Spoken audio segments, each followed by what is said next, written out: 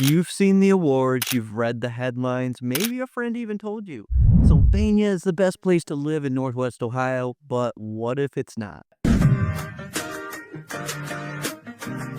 Hey everyone, I'm Garrett Luhring, host of Moving to Toledo and a local realtor with Danbury Realtors and the Luxian Home Team. Today we're talking about what most people won't tell you, why Sylvania, Ohio might actually not be the right fit for you. It's not clickbait, it's not drama, it's just the truth based on real clients' real experiences. And some of these are definitely facts. So if you're considering a move to Northwest Ohio and Sylvania is on your list, you're going to want to stick around.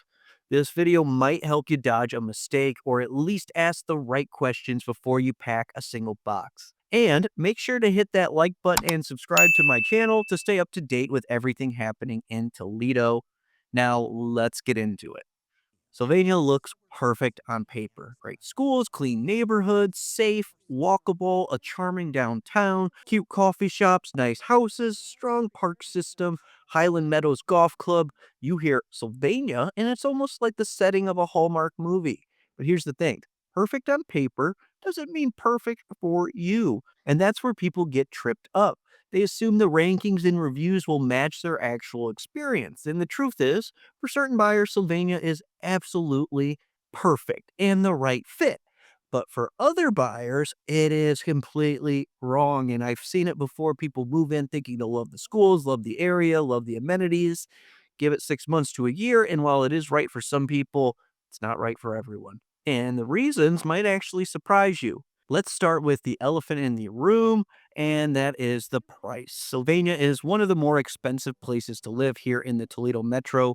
Median home prices in Sylvania regularly push up into the mid 300,000s and beyond, and in neighborhoods like Eagle Creek or Cory Ridge, you're easily looking at 400 to 500,000 and up. If you're a first-time buyer hoping for a starter home under 250,000, you will have very slim pickings. However, it is possible, but especially within the better Sylvania school districts. That means elementaries and junior high schools. And sure, the homes are beautiful, but you're not just paying for four walls and a roof.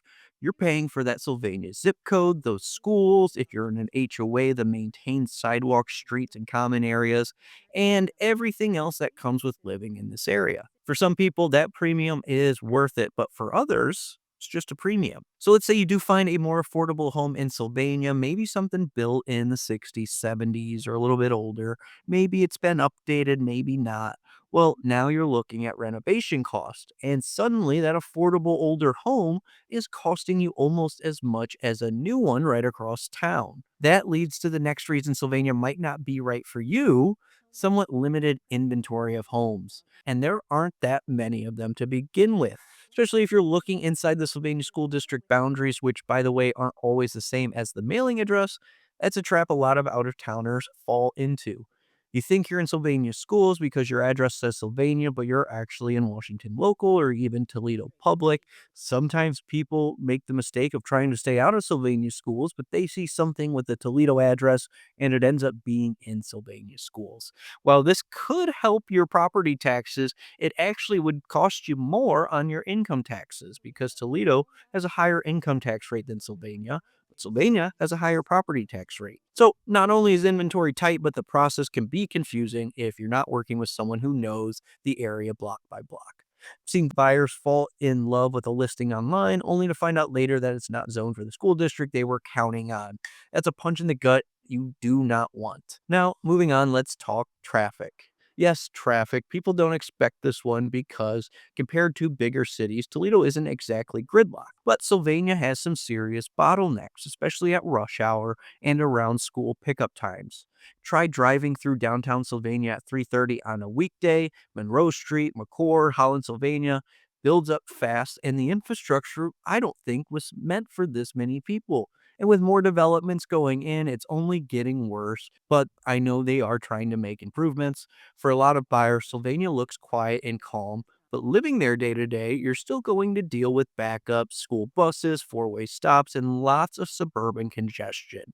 Not to say you won't get that in other suburbs either, but that is a common complaint in the Sylvania area. It's not soul crushing, but it is real. And if you value a short commute or low stress driving, it might wear on you faster than you think. Okay, Now let's pivot to something more personal. The vibe. Sylvania is polished, it's suburban, it's buttoned up, you've got families, golf memberships, PTO meetings, and a whole lot of SUVs in the school drop off line. For many people, especially those with kids, that is the dream. But if you're younger, single, creative, or just looking for something with a little more edge, well, Sylvania might feel too clean, too quiet, too Stepford. There's not a huge nightlife scene here. You got to go to Toledo or some of the other areas to really find this. A lot of places even close early. The social calendar is full of school events, sports leagues, fundraisers, which is awesome if you're plugged in, but can feel isolating if you're not. And it's not about people being unfriendly at all. They're not. But there's a certain mold that a lot of Sylvania life fits into. If you're not in that mold, maybe you're child free, maybe you're self employed, maybe just into something offbeat, it can feel like everyone else is on a different schedule than you, a different path. Again, this may fit for some people and maybe not others. It's not my opinion, but I'm just sharing what I've heard in the past and what I was able to find online as common complaints about Sylvania. Now, let's talk about the schools. And this one is going to shock you. Sylvania schools are widely praised. I've done videos on them before. I truly believe they're a great school district. I'm not here to tell you they're bad. They're not. But if you dig into the data, you'll see they're solid, but not perfect. State report cards give Sylvania around 4 stars overall, great ratings in graduation and college readiness, but there are also growing class sizes. One of the reasons that Sylvania School District split into two different high schools, Northview and Southview, is because the class sizes got so big, or one school couldn't handle the entire class sizes, so they had to split it. You also find resource challenges and, like every district, pockets of underperformance. So it's also important to keep an eye out, depending on the age of your children, if this matters to you, what middle school, what junior high they're also going to. Some are in higher favor and praise than others. And in fact, some of the top private school families in the area actively even avoid Sylvania schools and choose to pay for Central Catholic, St. John's, St. Ursula's, Notre Dame, St. Francis, or any of the others.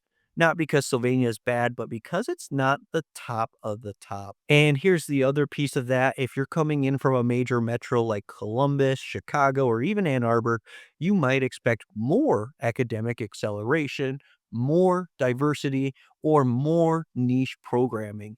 And Sylvania, being a mid sized public district in a small metro, just does not always deliver that. You also need to think long term.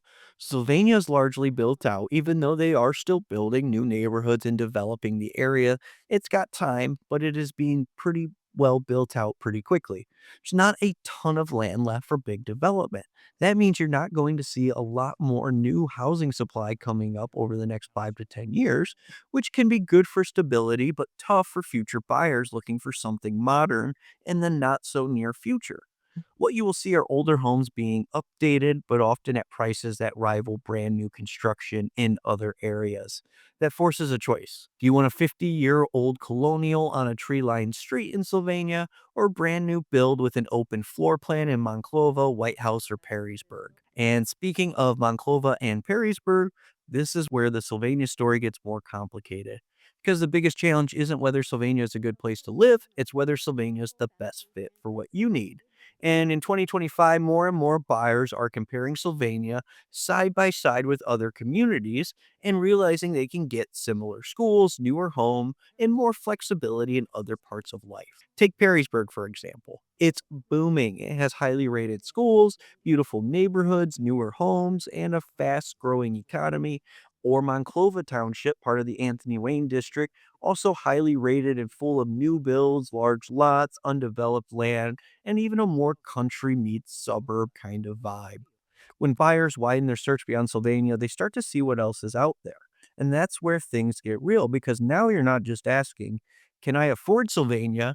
You're asking, is Sylvania actually the best use of my money and right for me and my family? Maybe you realize you can get a bigger home, lower taxes, or a better commute just 10 minutes away. Maybe you realize you're paying a premium to live in Sylvania because that's what everyone told you to do, not because it's what you truly want. And here's the thing, Sylvania is still a great place to live. I help clients move there all the time, but also help clients leave or skip it entirely because buying a house isn't just about chasing the most popular zip code or prestige. It's about matching your lifestyle, your finances, and your goals with the neighborhood that makes the most sense for you. So, is Sylvania wrong for everyone?